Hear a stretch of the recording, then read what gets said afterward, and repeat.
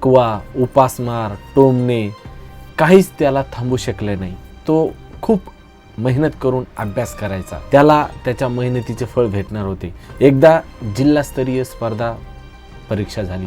अनेकांनी दीपचं नाव अर्जात पाहून हसणं केलं.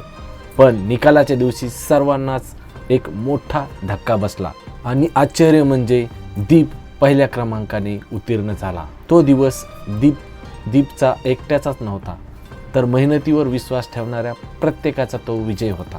दीपने त्या दिवशी एकच वाक्य म्हटलं, ते म्हणजे परिस्थिती आपली परीक्षा घेते, पण हार मानायची की नाही हे आपण ठरवत असतो. या कथेतून आपल्याला बोध काय मिळतो? मेहनत, संयम आणि आत्मविश्वास असेल तर कोणतीही अडचण तुमचं यश हे थांबवू शकत नाही. नक्कीच तुम्हाला ही प्रेरणादायी कथा आवडलीच असेल. आवडली असल्यास लाईक करा, शेअर करा, सबस्क्राईब करा.